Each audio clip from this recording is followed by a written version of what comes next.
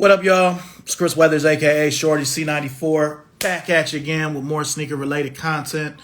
And we're back with Shorty Sneaker Conversations, episode 117. Get our guest. What's up, Dre, Monte Carlo? What's up, sir? How you What's going doing? on, man? I'm good, man. How you doing? Chilling, man. Thank you for being here today. Thanks for the invite. I appreciate it. No problem, no problem. Well, everybody knows who you are, but for those who may not know, you mind introducing yourself? Not a problem. My name is Rick Wilson. I am Rick Dub everywhere. I'm 1/3 of If the Shoe Fits. That's a Wednesday night IG Live with Mr. Miller and Lace Differently. I'm from Little Rock, Arkansas, born and raised, but now I am 9 years in Memphis. So, Okay. yeah. Yeah, I actually I saw the Grizzlies hat when I was making the flyer. Mhm. The original post, I mean, they blocked it, but it was A Ball and MJG relax to take notes. Right. Which record companies, they block everything. So Exactly. Yeah. trying to think of the right Memphis song that would be, I mean, somewhat appropriate. So And that's going to be the tough part, right? yeah, because I was like, should I go 3-6, 8 Ball and MJG, Dolph, Gotti? I mean, There's a lot. yeah. I'm a fan of Ball and G, so Okay. your first mind was the right mind. Yeah. Because I feel like they were the first rappers from Memphis I had heard of. I mean, they were before 6. Those are the ones that came over that made it over to Little Rock, yeah. So those are the first ones in my mind. Gotcha. Well, before we jump in, I always ask my guests, what was the most important thing you've been able to take from the world since the pandemic started? It's kind of a joint thing. The only way out is through. So whatever you're going through, whatever you feel like you're stuck in, the only way out of it is to get through it. And then the other thing is be grateful for the next day because it's another day to try it again. Okay. Now, what kind of hat is that you're wearing now? That is a Cleveland hat. Appreciate that. Yeah, I did that for you. And then my dad's family, he is from Cleveland. Nice. So, yeah. Nice. Yeah, I've been living in North Carolina since 20. I'm probably one of the only people who moved away from Cleveland that miss it. So he talks about it every blue moon. I have an uncle and a great aunt up there. He talks about it every blue moon. Kind of has this wistful, like, those were the days, kind of look in his eye. Yeah, no, he misses it only this much. He hasn't had the desire to go back yet. Yeah. Up until the new year, I still was getting Cleveland TV down here too. So really? Okay. Yeah, but it started getting to be a little too high. So I had to go with the regular North Carolina TV. Gotcha. Cut the cord a little bit. Yep, I understand. Yeah. Okay. Well, let's just dive right into, sneaker origins. And I'm going to start off with asking, what was kind of like your first sneaker moment or sneaker memory you can remember? My first memory is because of my dad. So he played a little bit of college ball at UALR, University of Arkansas in Little Rock. He didn't play much, but even after that, he played, if you're in Little Rock, you know the Dunbar Summer League. He played in that every year that I was growing up. So my first, like, sneaker memory isn't necessarily like Jordan or anything. He used to play in Avias. So I remember when he came home from hooping, he'd have his ball, he'd have his gym bag, and he had those high top pair of Avias, like the 830s, 880s. He hooped in those. So that was like my first sneaker memory. I have that sneaker etched in my head. That is what he hooped in. I saw that they re-released those like late last year. I need to try to see if I can hunt down a pair. But that's my first vivid sneaker memory. Nice. I'd like a pair of those as well. I mean, being a kid into the NBA, I remember Clyde, Drexler used to wear Avias. Mm-hmm. I don't know if he did the 830 because I feel like his shoe was a little bit lower. Yep. But I do remember having them. Yep. Clyde wore them. Pitt, who is also from Arkansas, he wore them. Yep. Nike. Yeah, yeah, yeah. Derek Fisher is from Little Rock too, isn't Yep. he? Little Rock Parkview also went to UALR. Yep. Yeah, okay. Yep. I always wanted those Derek Fisher up tempos. The white and purple with the yellow joints. The white and yellow with the purple. I know they did the other, but shit, either of them, either. So Those are tough. okay, yeah, Yeah. yeah. That's to me. As much as they bring back the Pippen, the more up tempo, I feel like the regular Air Max tempo, that shoe, it should always be around. So That was one of the Air Max up tempo, that 95. That is one of my all time favorites. yeah, like that the white, black, and emerald one. That is like that is they,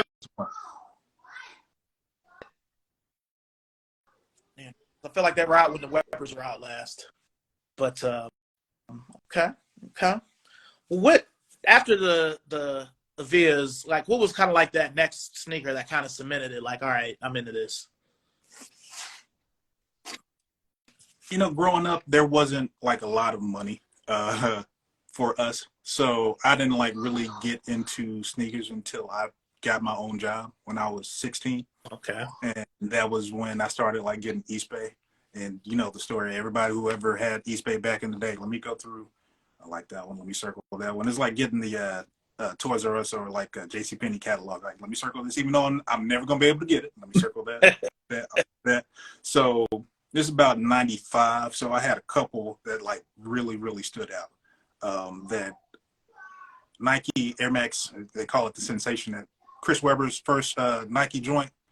That was one I was like, yep, that's too much. Not gonna be able to get that one. It cost you, it was like 135 back then. Like, oop, not gonna be able to get that one. But the first one, More than the days. Yeah, I wish it was 135 now. The first one that I got with my own money, like one of my first paychecks that I got, I went and got the Fila Grant Hill one. Ooh, because I love Grant Hill has a player. It was like mind blowing. Like big dude can move, had handle, could shoot, could do everything. And that first shoe, while it looked kind of Jordan-ish, it was not. It did not cost as much as a Jordan. So that was like, yeah, I think I could rock with that one. And it was a good shoe. I ended up getting like the first 3 Grant Hills. That 1, 2, and 3. I got all of those because I was a big Grant Hill fan. Yeah. Those. I'm glad you say that because I feel like the second Grant Hill gets a little more ink than the first one. Yeah, with that patent leather on it. Yeah. But the 3 was good.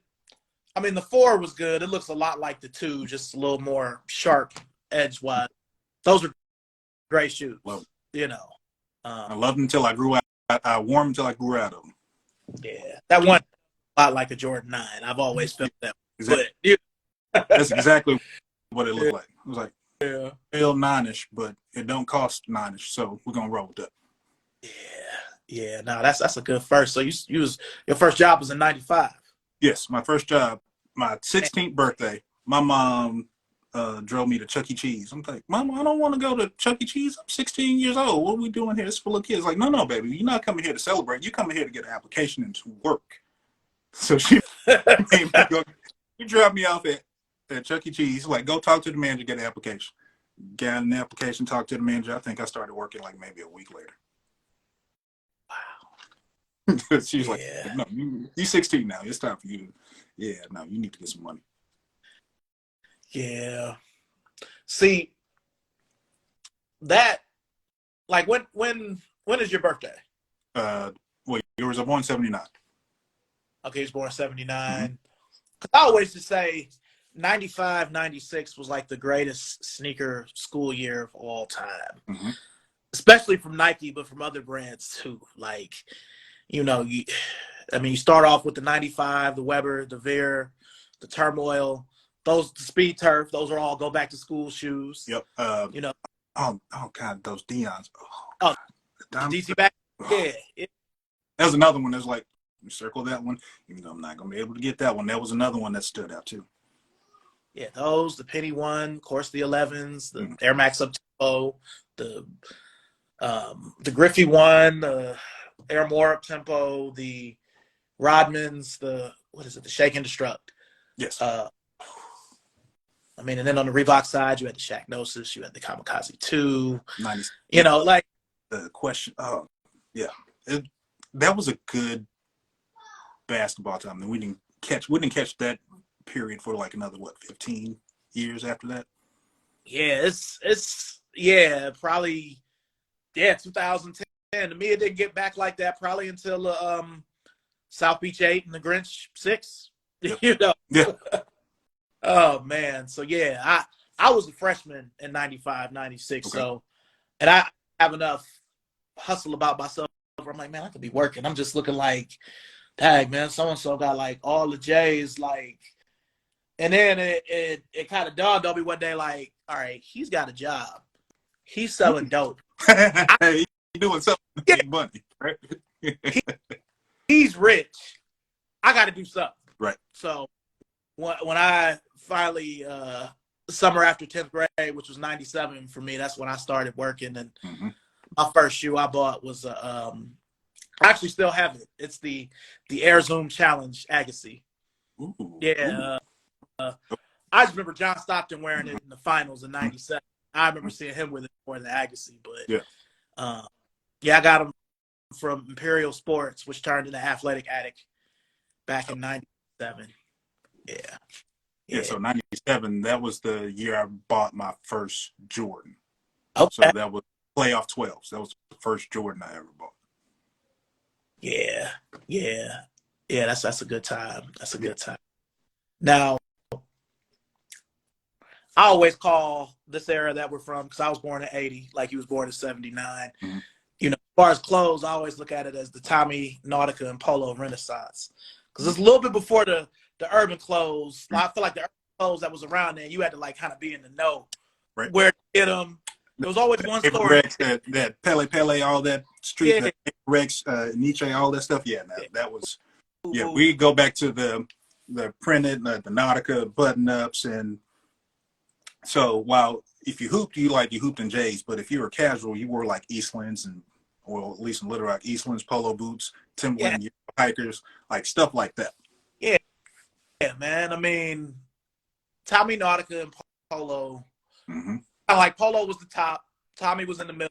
It wasn't like Nautica was last, but it was a little bit cheaper, a little bit more accessible. Still expensive. They had different patterns, their colors popped a little bit more. Like you get that one like print, like, okay, that one got pink and purple. Like that was a little bit different. Okay, I see what you're doing with that particular Nautica. It's a little bit different, yeah. Like whenever I see the Flint 13, I always think of the fit I used to wear with them in '98. I had just a white T-shirt with the blue Nautica boat on the pocket, and then the Nautica sweatpants, the dark gray, with the blue boat on the pocket on the back. You know, that was just the hair mode. You got to have a hair mode. You know what I'm saying? You got to have the. Gotcha. Yeah. Absolutely. You know, just you got to show them, and then you had the basketball game. Like, what's up? You know, you see the little. I was like, you even say it. You're like, you know, good times. Okay. Yeah. Well, what were other than that, do you have any other brands that you were kind of like go to with as far as clothes that you would be rocking with your sneaks? That was really it. Part of Nautica, Polo, Tommy.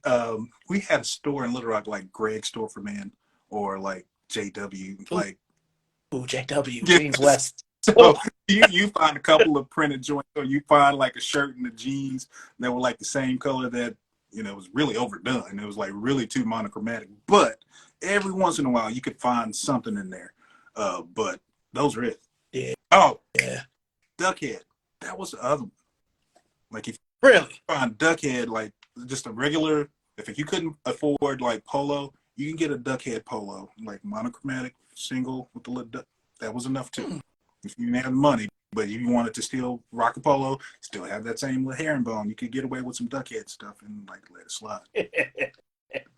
I remember that brand. It wasn't really big up north, but I heard about it being kind of big in the South. Okay. Yeah. Shout out to my dude Rondell. It's a store we used to have called Cricket West in Cleveland. Okay. It was the first place I ever saw ice, and I had never seen nothing like it. Like, I'm like, these jeans are $150 and have Snoopy on the back of them. Right. Like, what the fuck is this? And then I started hearing rappers, seeing rappers with it. Mm-hmm. So I changed everything. You know, I'm like, man, I'm really paying $70 for a T-shirt. You know, right, right, exactly. That wasn't even the history. That, you know, the jeans were the history, but that was just iceberg jeans. Like, yeah. So one of the things that my sister, like, again, we didn't grow up with a whole lot of money.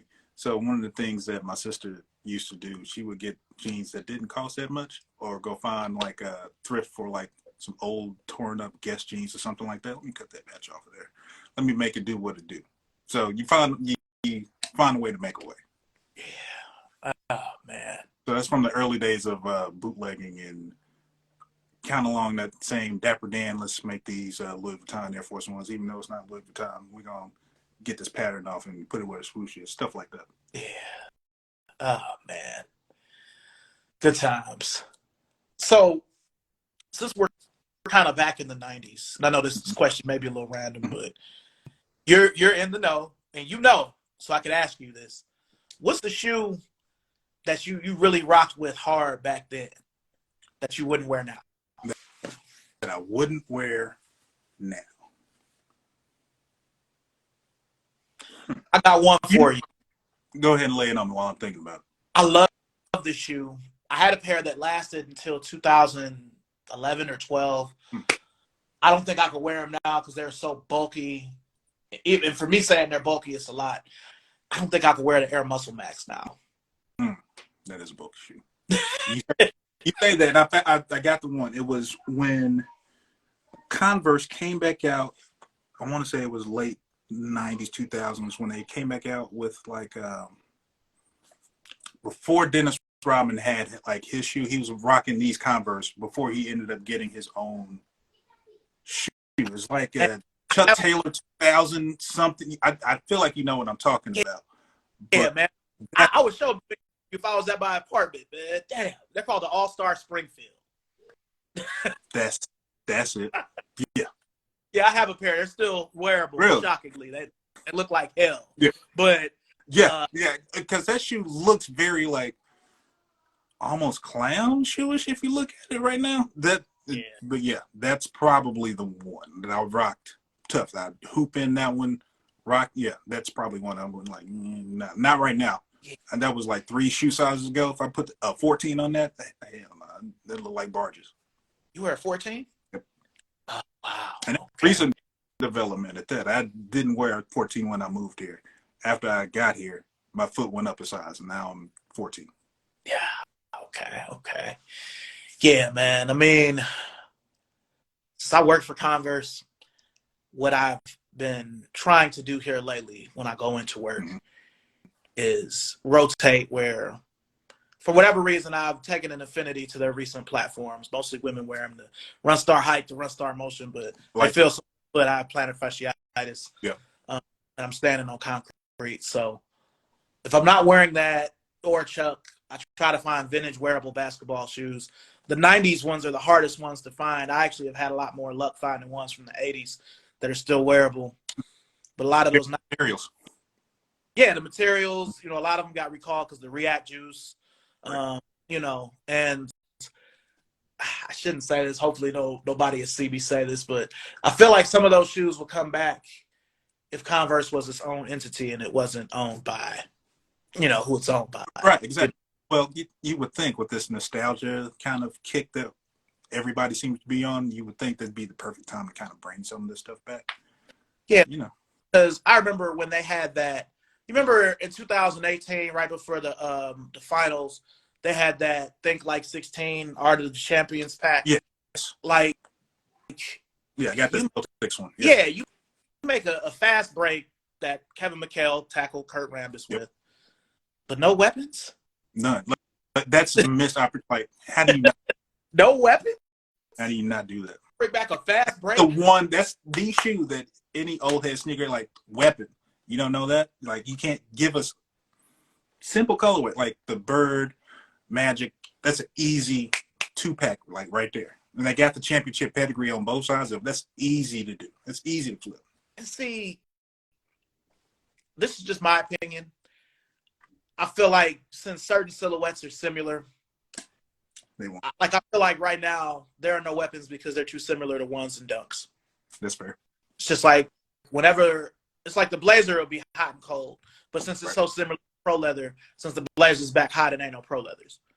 So you know, it's kind of like I see it. I see it now. Yeah, Yep. you know, it's weird.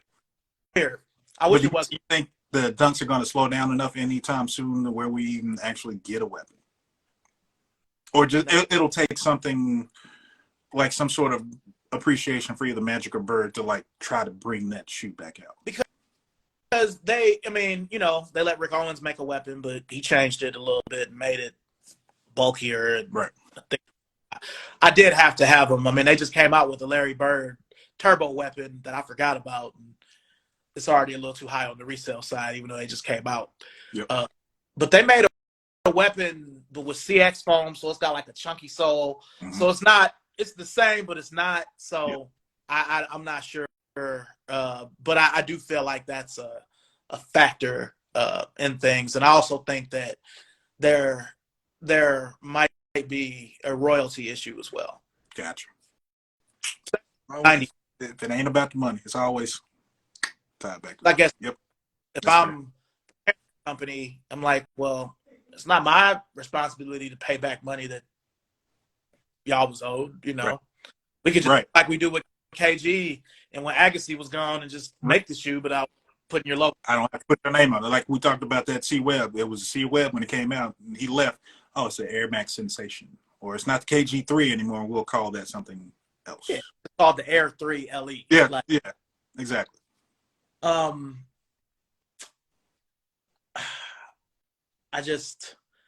don't know. I really wish I could get up in there and really make some changes with that, because some of the stuff they have that they could bring back, some of it would have to be limited because you'd have to know about it to be into it. But it's still, for me, that's the way you do it. You have to make it limited because you can't do a GR on some of that stuff unless you just want it sitting around forever and a day. You do it limited with and you have to do the story in order for those to move.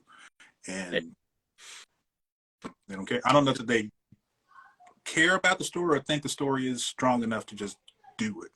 They really should. The story is strong enough. Again, it's the two people, if you're looking at the weapon, the two people who saved the NBA, that's story enough in by itself. It sells itself. Yeah, because, like, I don't know, I just remember Dr. J, it was a recent interview too, it's been within the last 2 years, where he was like, they still owe me money. You know, so I think there might be something to that. But, all right, we've kind of covered both quarters just naturally without even any transition. So now we're kind of at the halfway point of the show. Okay. And this kind of do either or. And with you being from Memphis, you know, well, staying in Memphis, I know you're from Little right. But with you've been in Memphis for almost 10 years. So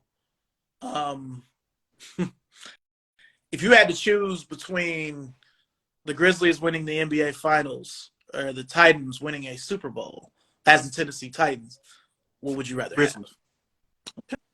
have? Because Memphis is its own state. Let's get that out of the way. It's Memphis, Tennessee, but we don't necessarily care about stuff that happens in Nashville like that.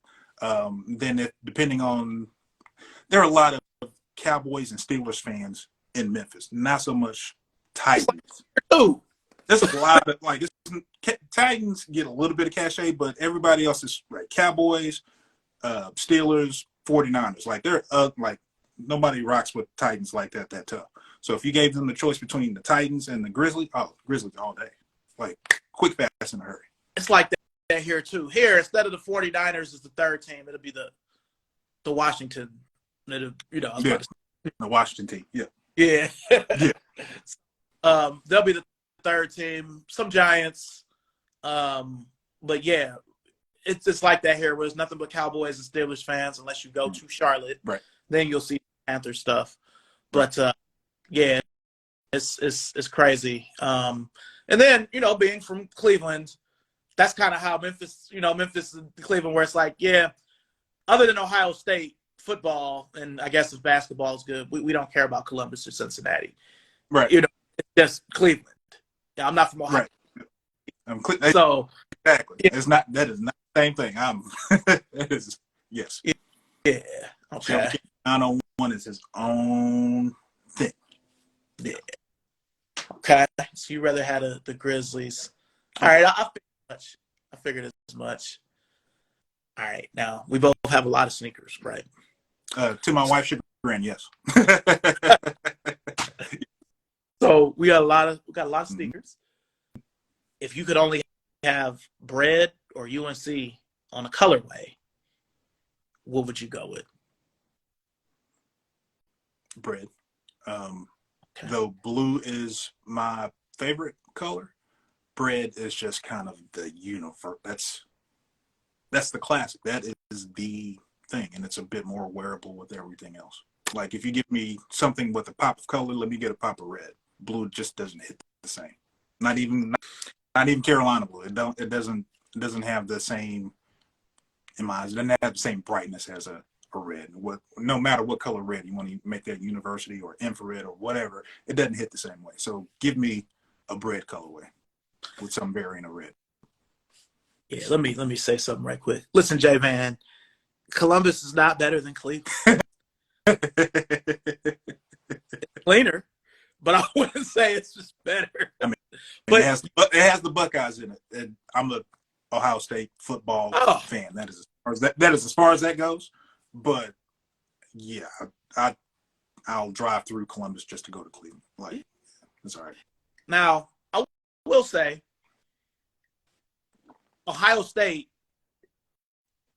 is what makes me still watch football, both college and professional, because if it was just the Browns and I didn't have there's no reason to watch anything.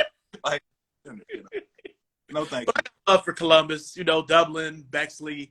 I have people down there. J Van, Kicks Gang Crazy 04 is one of them. I appreciate her. She's great. But yeah, okay. So with you being from Memphis, 3-6 Mafia, or A Ball and them JG? Ball and G. That's coming across the river, coming down I-40. The first thing that I remember, like, early 3-6 is like they rapping a little bit too much about stuff I don't necessarily even care about. Right. Ball and G was more bring that down here and talk that flashy shit. So let me run with that right there. Yeah. So like my first musical, like it took the first music that I found on my own was Snoop and Outkast. Then Ball and G. So all of that just kind of fit in the same mold and made that transition and go from like Outkast to Ball and G. That's really the same thing. That made that easy. So this Ball and G.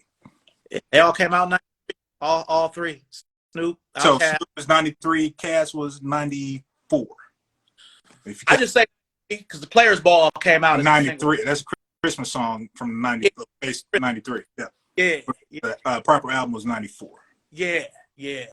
And Coming Out Hard came out 93 too. I mean, I'm probably gonna listen to Pimps on my way home. I didn't get Coming Out Hard. I ended up getting that from like my older sister. Like, so she listened to that kind of music based on who she was hanging out with. So I got that, and I got Too Short from her. Like, and this is early Too Short. Yeah, like this, Too Short. That I got that from her. But on my own, I got Snoop and Cass. Okay. So this is an easy one. I mean, we're from the old school, but lineup or raffle? Lineup. Okay. Lineup. Get in line. If your shoe's there, it's there. If it's not, wait for the next one. And I worked so my first sneaker job, or my only sneaker job, I worked at Just for Feet. There was no raffle then. Everything was line up. Yeah. So that's just the way it is. Line up. Yeah. Hey man, if you're there, you deserve to get it. Exactly. If you had the wherewithal to be there before the sun came up, and if it was in the winter, it was cold, and you sat there, all right, you good. Yeah. Okay. Okay. All right. If you, I kind of don't like this question, but it was one of the ones I came up with, so I'm gonna ask you. All You had to start a team today. Are you taking Ja or Luca? right.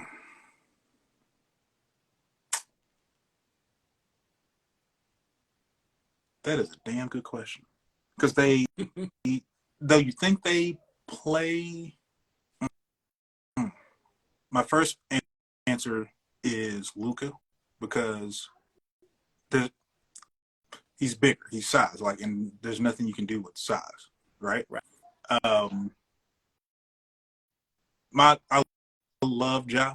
My main concern with Ja is he operates at red line almost all the time, and I don't. I don't want him to end up like Derrick Rose, who also operated at red line all the There's time until he couldn't anymore. yeah. And that's my fear with Ja.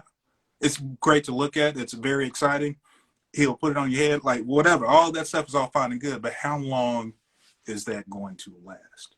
With Luka, since he doesn't necessarily play above the rim like that anyway, longevity would be more on his side.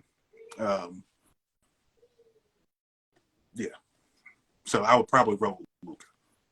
Yeah, Rick, I can't even really argue with that. I feel that. Yeah. I feel that.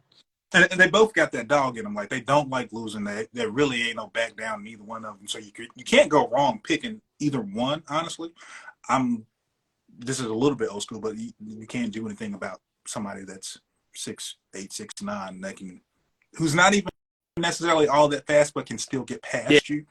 Yeah. First step is like that good versus someone that's 6'2", $180. Like there's some things you can do with that, and some things you can't. All right. So this is my last sports question before I ask some more. This or Okay. that questions before we get into third quarter. Okay. So grit and grind or current Grizzlies? Can we mix them? Because the grit grind, the old school Tony Allen, Mike Conley, Marc Gasol, Zach. when they and Zebo, they hit their ceiling. The problem with Memphis, though, is they cannot find a wing scorer to save their life. They have not had a consistent wing Okay. Rudy Gay? since they've been in Memphis. But somebody that was What about Rudy? enough and consistent enough to be like, all right, let me take some of the pressure off of Mike Conley or whoever. They have not had that, and they still don't have that. Desmond Bane is all right, but he's young, so he hasn't. They haven't figured out how to win yet. You all had Rudy Gay for a while.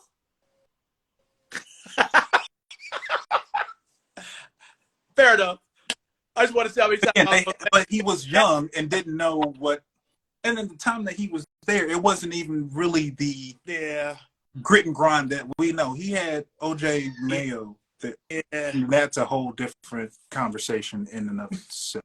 So he was there, but he didn't have anybody around him to kind of show how to win, which is also kind of the problem with the Memphis Grizzlies right now. They don't necessarily have a vet that can show them like, hey, come here, y'all.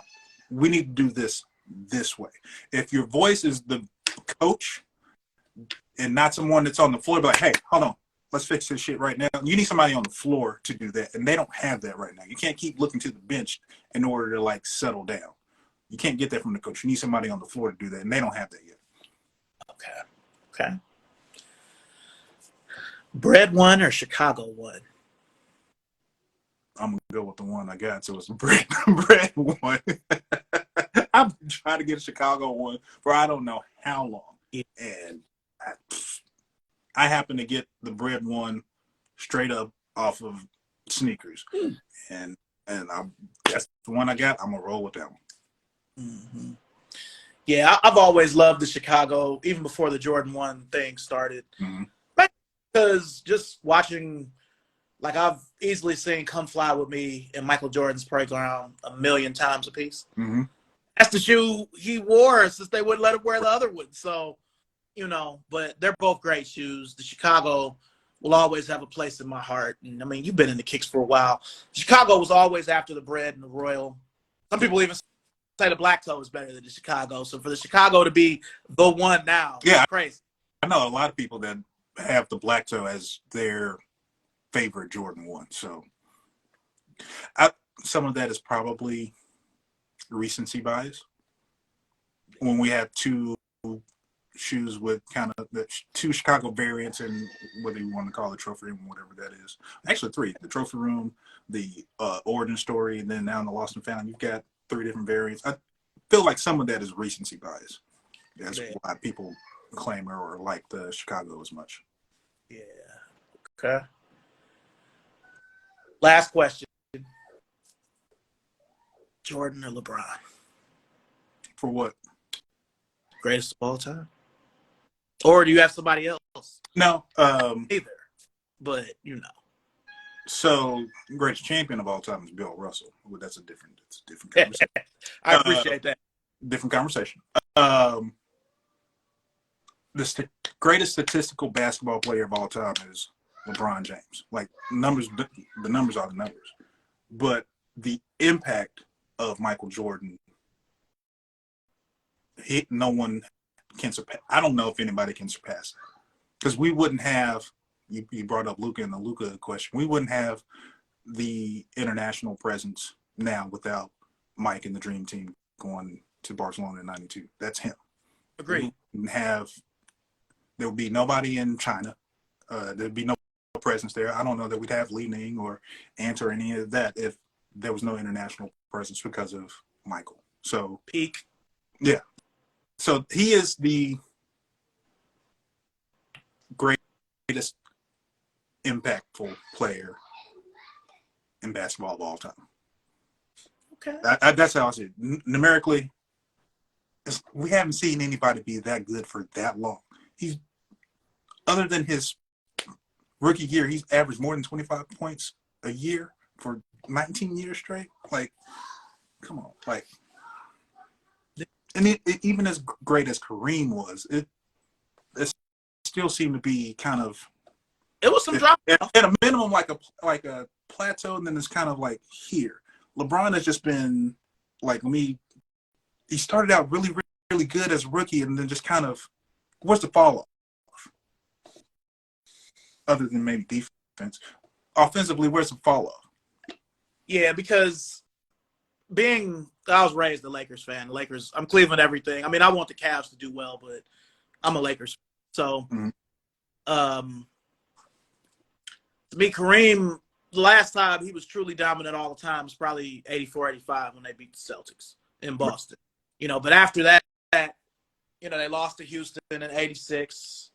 Even in 87, it's a difference between 87 Kareem and 85 Kareem. Right. So by the time they got beat by the Pistons in 89, it was like you knew that, all right, it's a wrap. You knew what that was. Yeah. Mm-hmm. That's my dude, Marlon. He hates LeBron. He's hated LeBron since the beginning. Quitting the game. I mean, games fall off. Hey, like, people like to knock LeBron for his finals record, which that's fine and good. One, it takes something to even be in the finals conversation every year for almost a decade straight. Now, with that, how many times was his team actually the favorite? The one, if you're going to hold him and knock him on one, it's losing to Dallas. Yeah, that's the one. Like, let's legit, all right, ain't no way in hell y'all should have lost to Dallas after y'all were up 2-0 when y'all were supposed to win. Like, that doesn't happen. That should not have happened. Yeah. I mean, only when they beat OKC, and I mean, they still won game one. OKC, they won. Right, that was a gentleman's sweep. Yeah. But yeah, no, you're right, because I mean, they really weren't supposed to beat San Antonio. They beat them in 7, the one they got, and then San Antonio came back and mopped them. Yeah, I remember. I could still see Ginobili dunking on Chris Paul. Right. They Oh, they were yeah, supposed to, like, you can say they weren't supposed to win in 15, but they didn't have Kyrie or Kevin Love, so yeah. we're supposed to win. 16, that's still the most insane basketball performance that I've ever seen. Like, there's no way that should have happened. Not Great. not against that team when they had 2 games at home, and that's still the greatest basketball 40-40 triple double to close it out. Like, that's okay. I'm I'm giving an argument as to why LeBron might be the greatest, but he's not. But that dude is unreal. I'm gonna close it by saying I feel like Jordan had harder roads to the finals than LeBron, but I feel like LeBron has had harder finals to play in. That's fair because at the time we talk about the balance between East and West.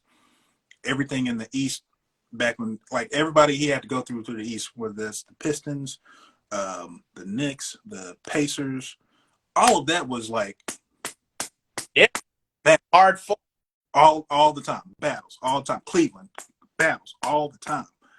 LeBron didn't necessarily have that till he got to Miami.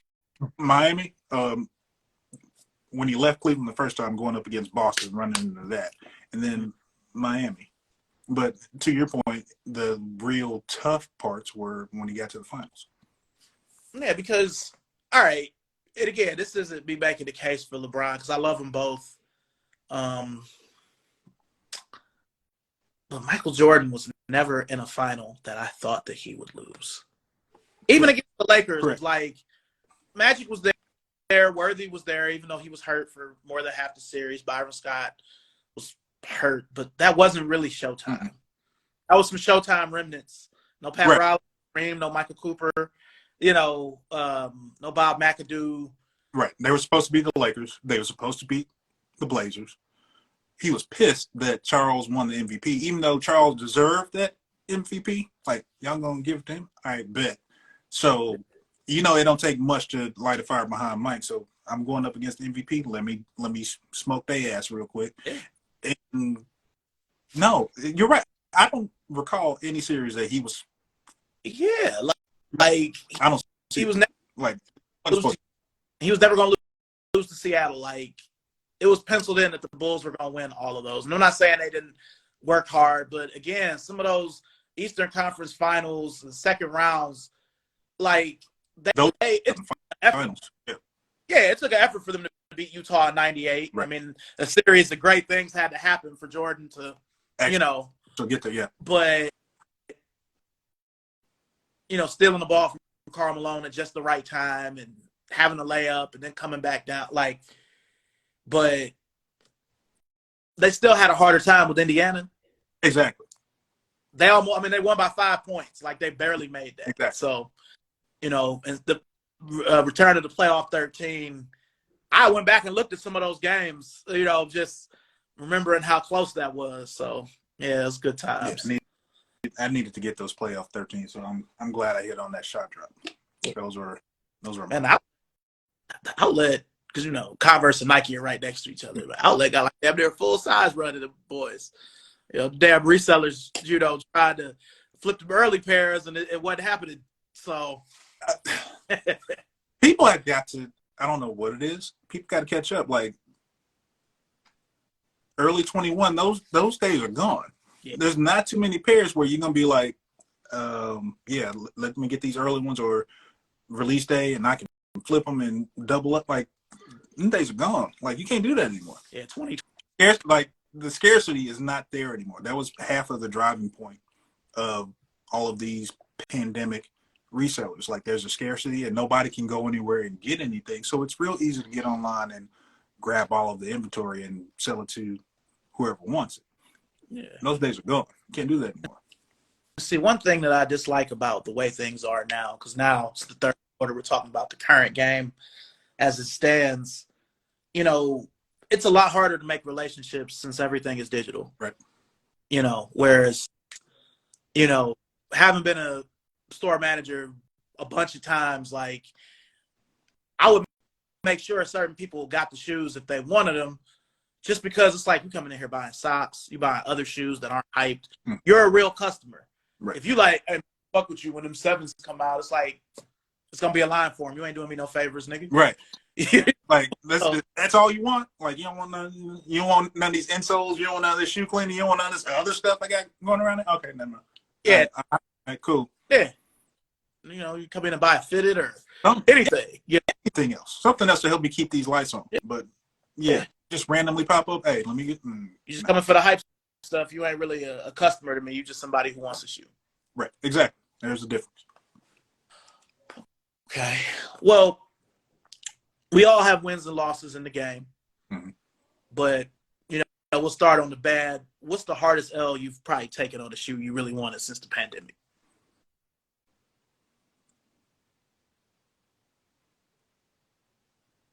You know what? It's not so much an L, but there are a lot, and this is kind of an occurrence in the last 5 months or so, especially toward the end of last year.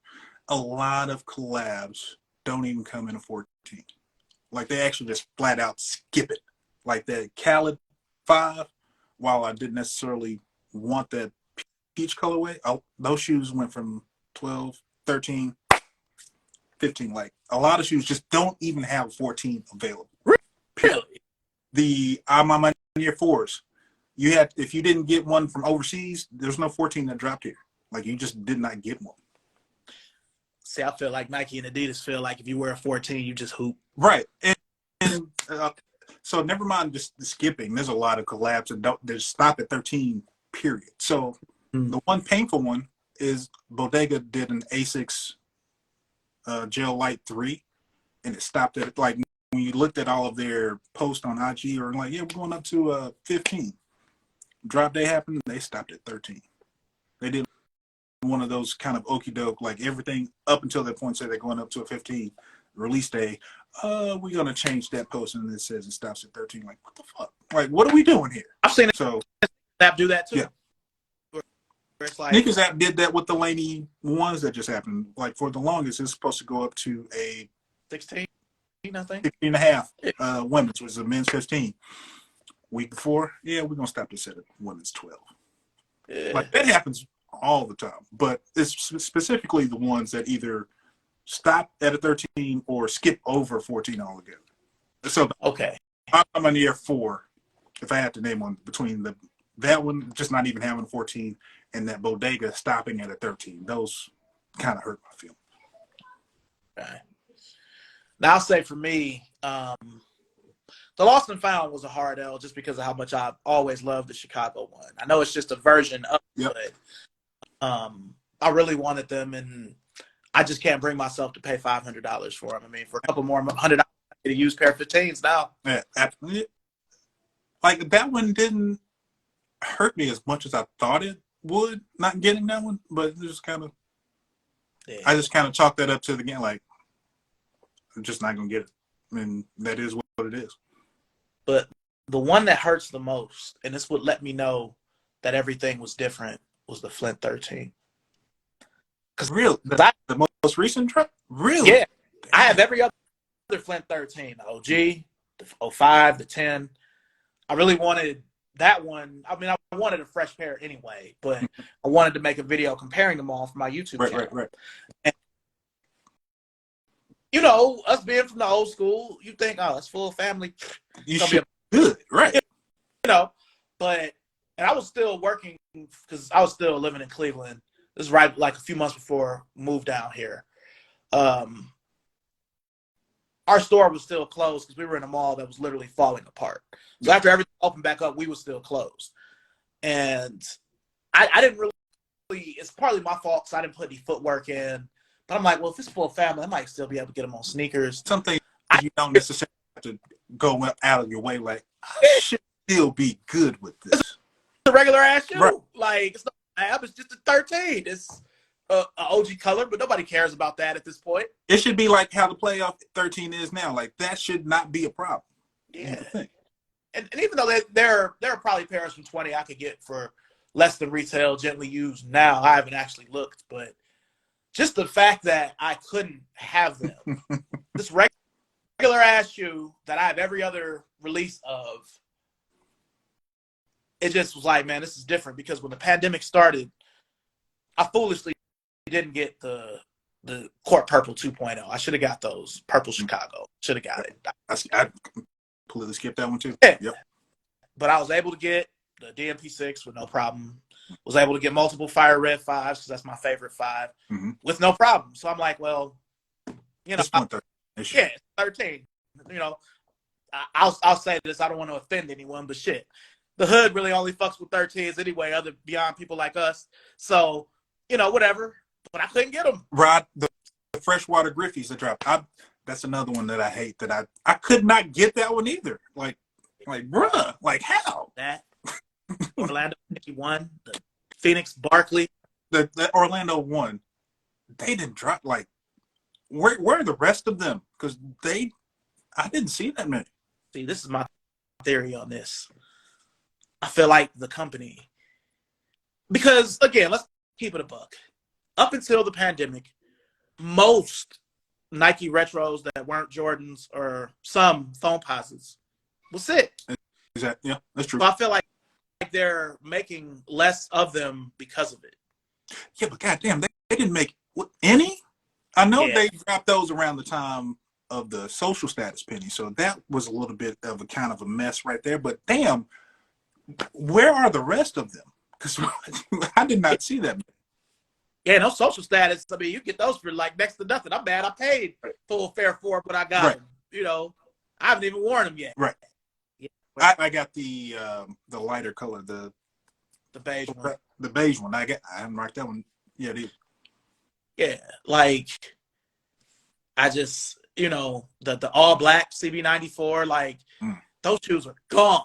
Like out of here. Like the Phoenix, the 20 pair and the 15 pair are exactly the same. They have the purple bubble, the same shit leather on the panels. You can get a pair from 15, a good used pair for probably $150. Yep. That same pair from 20 is like $900 dead stock. It makes absolutely no sense whatsoever. Absolutely not. That does not. You know, so I do think with those, they're pulling back and making less of them. Yes. And I feel like it's backfired because they brought back the total max up tempo, and other than the black and lime green, when nobody cared about the Reggie Miller color or any of them other ones, the white and green, and the Penny 3 was a dud again. Exactly. So, you know, I feel like they kind of pick and choose. You know, they're gonna give us the black and white Pippin up tempo, more up tempo again. So where's the Pip 2? Like, give me the other Pips. Give me those. Like, I'm more up tempoed out at this point. Like, really hoard out that shoe. But Jason needs the top 2, the Zoom Flight 95. Where's the Zoom Flight 5 though? Like, they've retroed that white one at least 3 times. They've never brought back the black one. Right. Yeah, I don't know why. Where's the Penny 2? Orlando Penny 2. I haven't seen it since 08. Them and the LWPs, when I be wearing them, I'll be walking real light because I don't want to be hurt if something happens to them. And if you're worried about whether or not a penny is going to move or not, put them hoes in Memphis. They going to sell, I promise you. Like, that job that dropped in Salt Lake City over the weekend. So my phone, like, Sneaker still you get that shit together. So when they did the stash access, when I pulled up my phone, it didn't pull up the stash access. It pulled up like it was shock dropping, like here. Like, I got size runs and prices. Like, I didn't get none of that "are you in the area" stuff. I was like, wait a minute, can I buy this? And you know, the other stupid part, it stopped at the 13, so I couldn't have gotten it if I wanted it. But I sent it to my homeboy. He's like, oh shit, wait, what? He went and pulled it up, wasn't stash. He went through and tried to do an order, and then just stopped him like, you're not in the area. I was like, okay, y'all got to get y'all shit together, one. But that's a shoe that if they're worried about it moving, I promise you, if you drop that John 1 in Memphis, it's gonna move. You just got to know where to allocate your stuff. Yeah. I feel like that's part of some of the problem. Like, I don't know how many other like sneaker groups or Addicted to All Things Fresh or anything, like people complaining like, well, this shoe was sold out here, well, sitting over here, because how is it allocated? You got to worry about your allocations and who's getting what. I know you're familiar with that running shoe stores, but yeah, your allocations matter too, and where you move all of this stuff. Yeah, because it's some shoes where you don't need 2 size runs of it. Sometimes it's like, hey, give me all the ones you can get. Exactly. Because you know it's going to go. Exactly. Yeah, and to me, Nike is smart for capitalizing. I mean, because Ja, to me, he's perfect for y'all city. Mm-hmm. The way he looks, I mean, I could just see him with, if Dolph was still around. Like, he looked like he fit with them, Buddy Bag, Yo, all of dudes. He looked like he fit y'all perfect, Talk shit like Memphis Cat does. Like, it's yeah. one of the few places I've been where you can walk past somebody and speak, and they will crack on you like they knew you. Mm-hmm. Oh, bald head ass. And they're like, wait a minute. They don't necessarily mean anything by it. That's just how it is. So, Ja talking shit, like, okay, that's the Memphis way. Yeah. Need to back it up, but it's what it is. First time I came, because I came out there to come to the employee store and the Clarence store out in the little shopping plaza. I can't remember none of this. I think it's on Elvis Presley Boulevard. Clarence store's on Elvis Presley. Yeah. I swear, the way it looked, it was like I was in Choices. It looked just like, man, this is just. I'm waiting to see Paul and Juicy ride up the street in the Escalade or something. I was like, it really looked like that. I didn't make it over to like Orange Mound or nothing like that, or the north side. I was on the south side. I was right near the freeway. It's the hotel freeway. I can't think of it. I just know it's a Popeyes right next to it. I can't think of what the hotel is. But I was a little, I was looking around, I'm like, man. Where that store is, you gotta. Yeah, that's accurate. Still that way. Yeah, but it was a good time. Coming down there. Plan on coming out there again. So we got a link. For sure. But okay. I was gonna ask you what you thought about Ja's shoe. It's a revamped Kyrie. I like it. The tech in it is the same as Kyrie. Front-loaded Zoom Air, Phylon in the back, low profile, midfoot support. It's nothing but a Kyrie, but it's low cut, and Kyrie's not there anymore. So, because I was wondering how they do it. I'm like, are they just gonna strobe board him out like Paul George, or are they gonna give him something a little better? If they put a strobe in it, it would not be 110. The fact that it's 110 tells me that it doesn't have a strobe in it. Yeah, but that would do something for the comfort level. That's for sure. But yeah, it's gonna go. Like, I know that it's gonna sell because my wife, who is not a sneakerhead at all, wants a pair of them. So if you can get people who do not care about sneakers like that at all interested in your shoe, you got something. So he's got something. All right, I do have a question from DJ Monte Carlo. What's two sneakers you describe your childhood? What's 2 sneakers you could describe your childhood and adulthood with? Childhood and adulthood. Adulthood is very clearly a Jordan 1 because I have so many of those. My childhood, the first name brand shoe that my parents ever got me was a pair of all red Nike Cortez. And I wore those shoes until my toes busted through the front. And I wore them after the fact. I loved that shoe. So that's my childhood shoes, all red Nike Cortez. And my adult shoe is a Jordan 1. And it doesn't even matter the color. When my youngest daughter was born, I had on the All-Star 1s in the delivery room. So as an adult, if you saw me, it's probably a pair of 1s. Yeah, I'm gonna say both of mine are Jordan 1s. I have a pair of 94 Chicago's I've had since 8th grade. My dad got them for me from Champs, and they were $50, and I still have them. They're all oxidized because I've had them all this time, but I can still fit them. I do believe Nike used to cut the shoes bigger because it's a 10.5 and I can still fit it. Most Jordan 1s now, I get them there 11.5 or 12. Yep. But yeah, and my shoe now,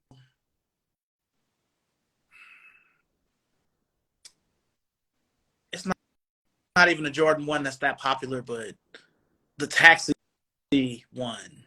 Mhm. It's kind of like a make-believe shattered backboard for me because the store I was running at the time, I could have got the shattered backboards with a discount, but I was too stupid to buy them. Same thing.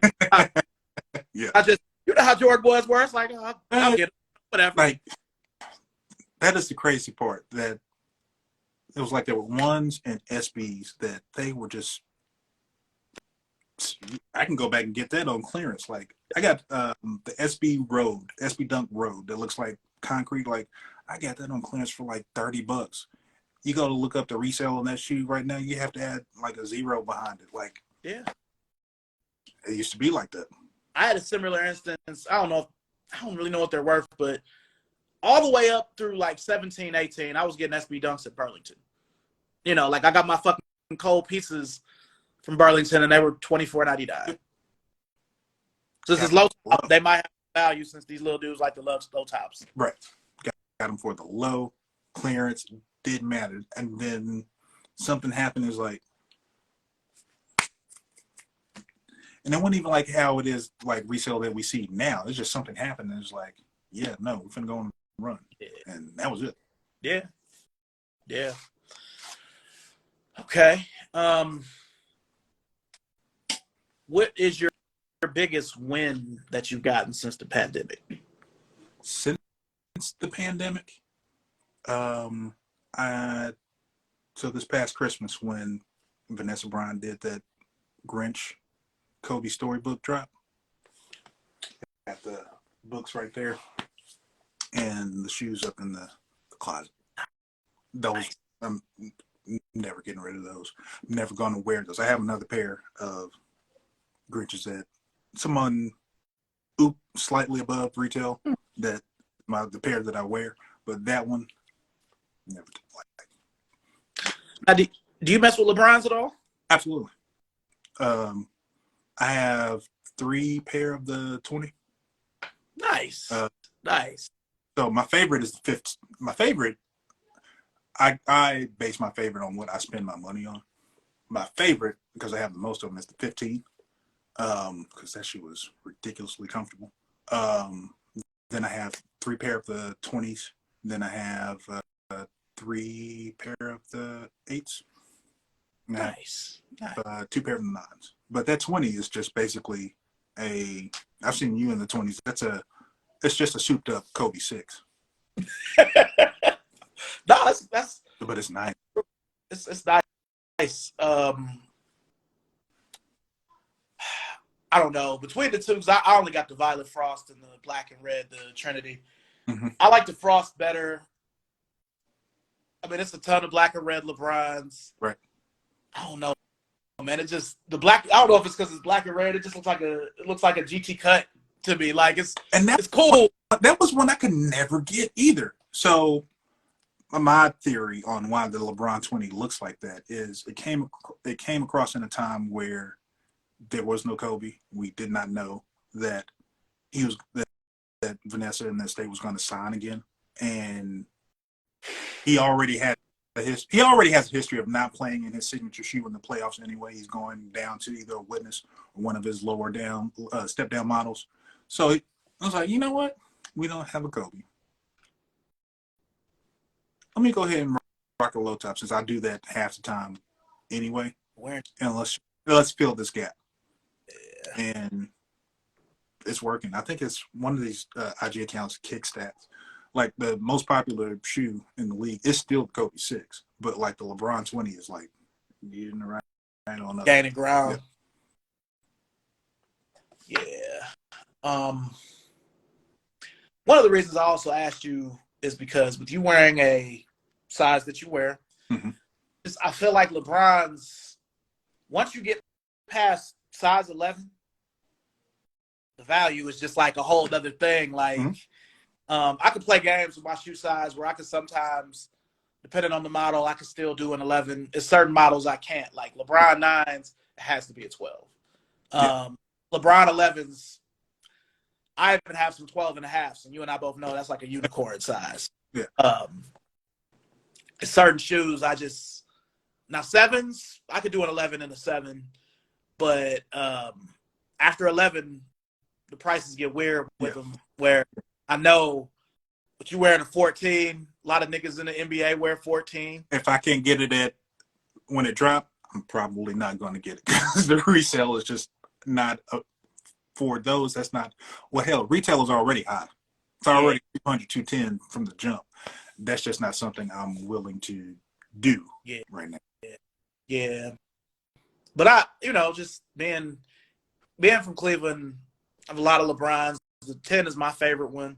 It's the one I have the most pairs of by far. I have a decent amount of 15s, but like I don't feel like I have any of the cool ones. Like I don't have any of the LeBron watches. I never was able to draw those. I'm shocked they have not done that with the 20 because the way that the material is 20, it's primed, it's set up for you to do a LeBron watch with. Because they've already done how many different uppers? They've got the launch ones. They have like the heavy fly knit. They did the tumbled leather on the South Beach pairs. They did the kind of textile upper on the ones with the phase clamp. I've seen a lot of concepts. I've seen one where they made like an air up, but it was the LeBron's way. I don't know what they're doing, but okay.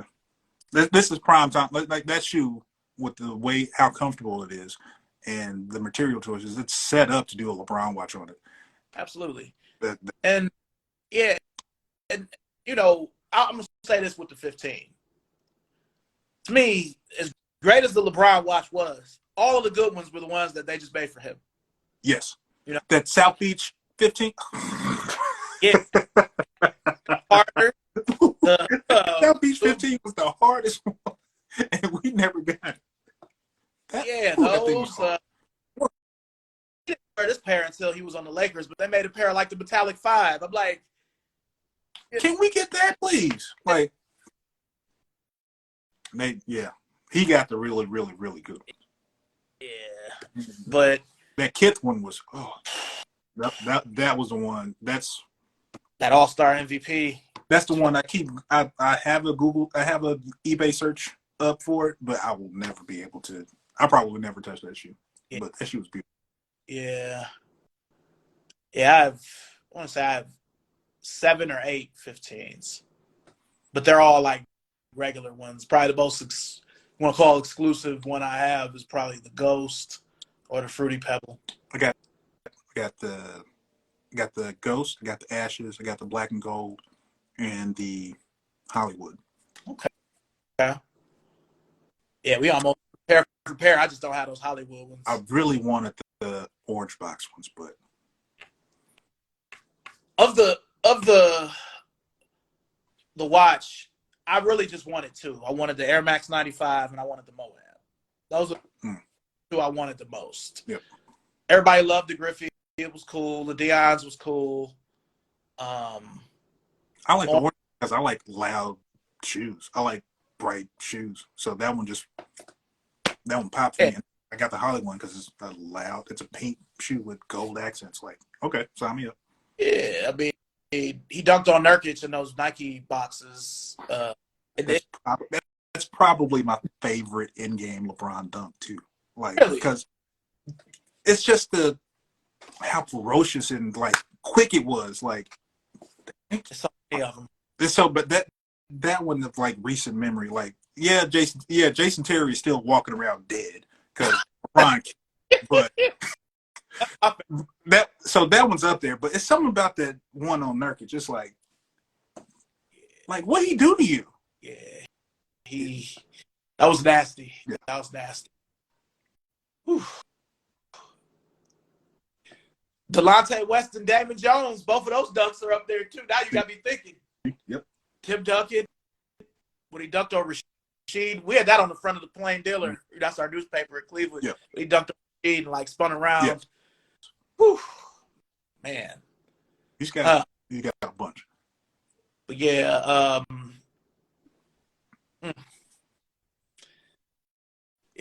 What's the most you've ever paid? If you don't mind me asking, most you've paid resale for a sneaker. I bought. I try not to do too much as far as resale, but the three something. But I can tell you the first time that I bought a shoe resale was the Kobe 9 Beethoven. I missed the regular drop. So I was telling my wife, like, hey, I'm gonna buy the shoe, but I'm gonna pay over retail for it because it's sold out. She's like, okay, cool. So I ended up paying $275 for it. Like I did it like that day. Like that was when I really wanted it. So I did it that day. Got the shoe in, tried it on, stood up. God damn, my back is killing me. What is wrong with this shoe? That was the moment that I knew I needed to go up a size. And that was the last 13 I ever bought. And giving that shoe to my nephew, just here. Where I cannot wear it. And I've been wearing a 13. I'm 30 something years old. I've been wearing a 13 for all my adult life, and then all of a sudden, nope. Man. So that's the most painful resale shoe that I've ever had. Yeah. When I was actively married, my wife had the purple ones, the Moonwalkers, and I was so jealous of her that she had them. I'm like, man, because it's still Michael Jackson, but it's purple, so it's Lakers too. Right. And I'm like, he might actually wear this one. Kobe was the worst with the PEs. You just go wear some shit you wouldn't go have. Right. Like it's Kobe 2s and 3s I'm looking for now that only came out in Asia, where I'm like, God, how much are they? Exactly. So, yeah. But yeah, any of those music ones I really wanted. But with Kobe specifically, with his shoes, if he didn't wear them, they didn't matter as much to me. Like the Christmas Kobe 9, I have it, but when I think of it, I just think of Carlos Boozer and all these other dudes that weren't really Lakers that were on the team wearing them that Christmas because he was hurt. Right, exactly. So. But yeah. I still think about that All-Star 9, that Gumbo. Oh, God. Glow in the dark. I'm a sucker for glow in the dark outsoles. And I have one pair of the 9. I have the Victory pair. But that All-Star one, that one is also the let me keep looking list too, because that one's Yeah, is the Victory pair the green one with the gold swoosh? Yeah. Okay. I got those. Yeah, those are great. All my 9s are high tops. I never was able to get. They're just so hard to wear. Only for hooping. Only when I hoop. Okay. All right. So as we go into the fourth quarter, you got a lot of shoes. What direction would you like to see your collection go in the future? I've already kind of started being a bit more intentional. Not buying as much. Like, I already have a problem that I have a lot of shoes that I bought that I haven't worn yet. I bought them with the intention of wearing them. Then the pandemic hit, and I just had nowhere to go. So that kind of having all of that happen and having so many let me slow down and be a bit more intentional. So this year, I think I got the playoff 13s. That's mostly for the history of them. And I got a pair of Sauconys, the Maybe Tomorrow, Year of the Rabbit joint. And then I got one. So I don't have that many. So Mr. Miller, he got the Laney ones. I actually like that Laney one a lot. And he managed to find it in a store that actually had the 15 and a half. So I have that one on the way. But I'm slowing down because, again, to my wife's chagrin, I have too many already. Let her tell it. I got too many. So just not buying as much, being more intentional. Like, if you know that you're not going to wear it, if you know you don't have any plans for it, I'm not buying it. So next month, I only have 2 on my list. I have the White Cement 3 and the Big Bubble Air Max 1. That's it for the list. And it's my birthday came up next month. So you think I'm like go crazy and say the hell with it, but no, just the two. That's all I need. Yeah, I mean, all of my white cement threes are from 2003 or before, so I can't wear any of them. Yeah, right. I didn't buy the pair in 2011. The pair from 2013 was really hard to get. I don't think it came out in Cleveland at all. And I didn't like any of those pairs from 18 with like the free throw Yeah, line with the clip. I missed on that one. I just completely missed on that one. You know, the Justin Timberlakes. I didn't try for any of that. But the three is really it. There are other Jordans I would like to have, but don't necessarily need it. I wanted those white and green two. Right. Those Aqua Fives. How do you feel about what they're doing, taking colorways from one shoe and then throwing it on another one? Just from our era, I'm not a huge fan of that. See, I know that they say it was inspired by the Aqua 8, but I could have swore Chris Paul had a PE like that. Yeah, it's very close. It's just missing the 3 on it. Yeah. It's very, very close to that, yeah. To me, that's all they're really doing is just making PEs into shoes and slightly tweaking them. So, yep. But like when they had the Bordeaux 6 and the hair 6, I love 6s. Right. It's the one Jordan where I'm going to look at it, even if it's kind of whack, like, but yeah. I couldn't do it. Not with those. Besides, I mean, it'd have been hard to justify to my wife, well, I have the 2011 Bordeaux. Why are you getting a 6? Ain't even the same shoe.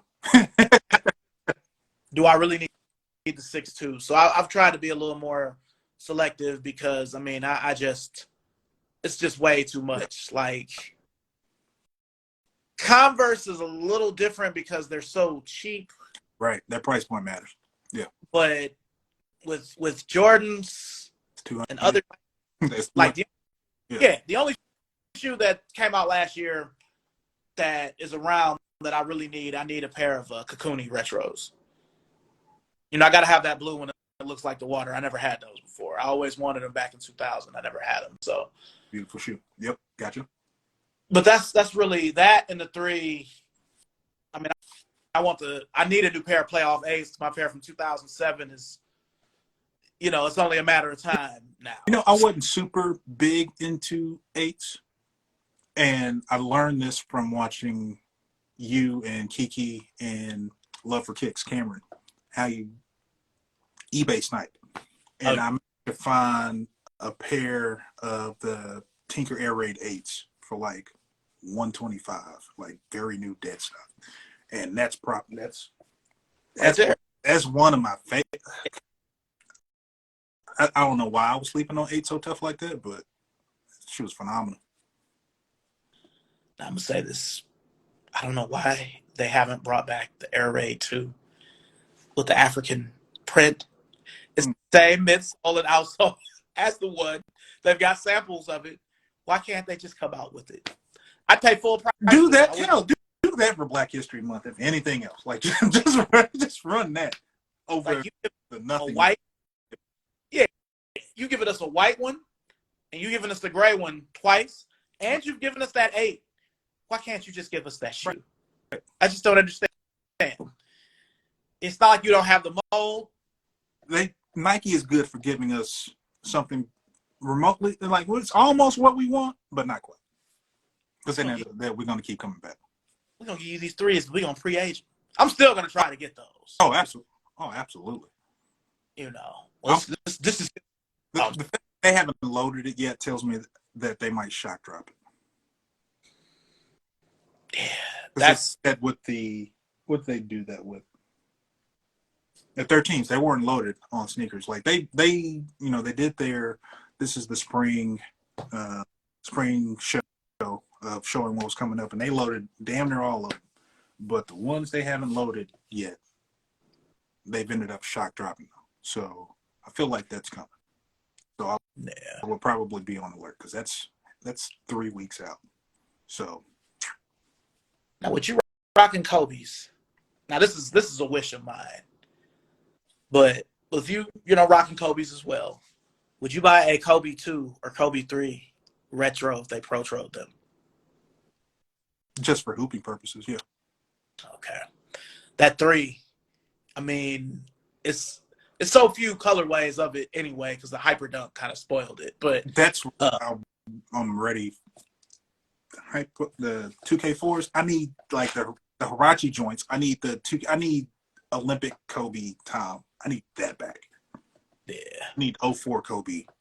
Those shoes back. yeah. Or if they brought back the laser 2K4, that was with the Kobe on it.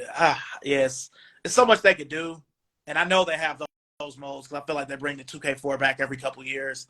20. So Come on, it's 20 years and it's 24. If they don't bring that back next year, we need to go to Beaverton and like put a foot in somebody's ass. Yeah, no reason not to do that. See, I'm not trying to be negative, but even with Vanessa and Nike coming to, like, I still don't think it's still never gonna be like it was where you could just get Kobe's. Right. No, it's not, because that scarcity is going to be. Yeah. And I'm with Vanessa. Like, I don't understand why there aren't any kids sizes, because you don't get old sneakerheads unless they were kid sneakerheads first, and you can't get kid sneakerheads if they don't have the shoe to buy. Yeah, which is why so many kids like my nephew, they love Melo Ball, because guess what? They can get any of his shoes in any size that they want as a little kid. But Kobe, like, the reason why there are young Mike Jordan fans now, because there are kid Jordan shoes that you can get right now. We'll be able to tell the story and pass it down. You can't do that with Kobe because there are no kid Kobe's, and I don't understand that. Sky Jordans. We showed our age. Yeah. Y'all don't know about that. Sky Jordans. It's the Jordan, but with no bubble and just Nike on the back instead of Nike. That's what it says on the box. Yes, sir. Oh, man. Look, man, before we go, you got any questions for me? No, not. I feel like whenever I watch your conversations, I pick up on something I didn't know anyway. So I didn't come into it with any questions. Again, I just appreciate you like having me on and just having this conversation. I like just chopping it up and talking about everything, whether it's sneakers, music, sports. We can talk about movies. That's one of my other passions. We talk about craft beer. That's another one of my things that I'm heavy into. But any of these sessions, like, we just get to rap and talk. I love them. And again, I appreciate you having me on. Oh, man, no problem, man. Thank you. Before we go, let everybody know your socials, man. They got to follow you. Again, I'm Rick Wilson. I'm Rick Dub everywhere. So it's RICK DUBB, 2 B's for a double dose of that pimping. That's an old American pimp, and it had Rosebud. It was 2 D's for a double dose. Like, you know what? That shit stuck with me. So it's Rick Dub. Like, my homeboy growing up gave me the nickname Rick Dub. I was like, how do I want to spell that?